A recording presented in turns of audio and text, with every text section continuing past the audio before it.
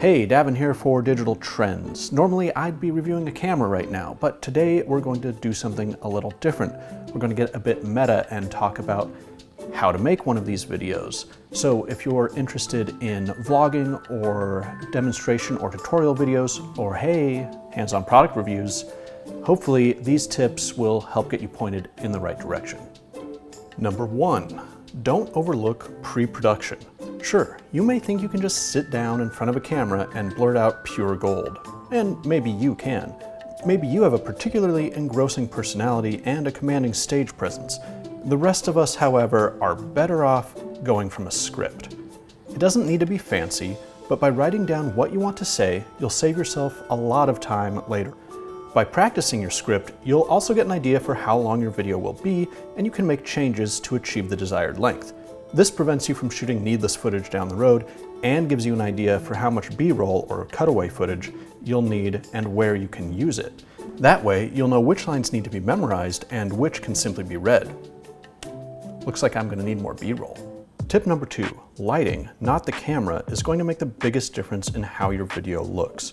But don't worry about dropping a bunch of money on an expensive lighting kit. If you're shooting indoors, just find a large window.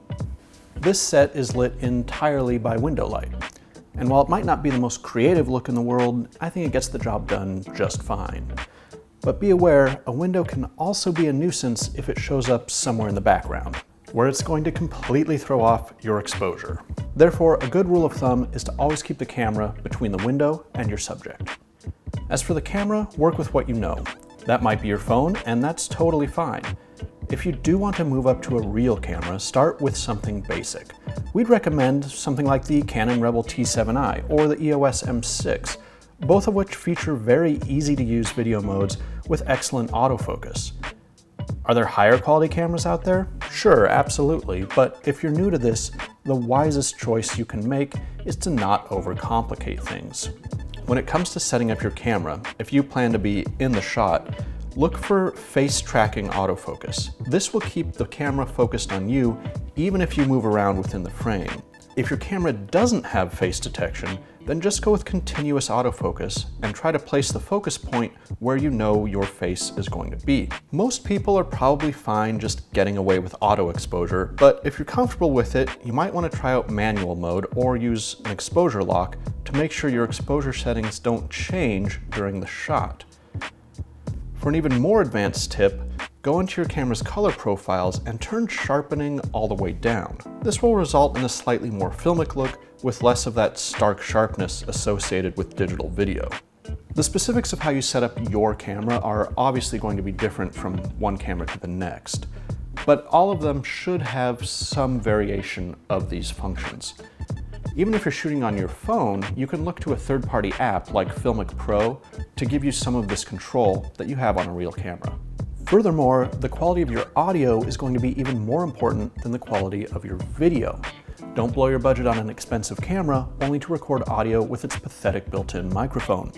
Even a cheap on-camera shotgun mic is going to make a world of difference. Something like a wireless lavalier mic will be even better, but these can get a bit spendy. And finally, there's post-production, or editing. This is where a lot of people think the magic happens. But the truth is, if you started with a good script and you shot it efficiently, editing should be pretty simple. Here, I'm using Final Cut Pro, but it honestly doesn't matter what you use. Don't go out and spend money on software if you don't need to. Even DaVinci Resolve, which is a professional program, has a totally free version that you can download. And if you happen to already have a full Adobe Creative Cloud subscription, then don't forget that you have access to Premiere Pro. We're not going to go into specifics of how to edit in which application, but in general, our advice is to keep it simple. Avoid complex transitions and effects, and remember that a hard cut between two shots will often look more professional and be less distracting.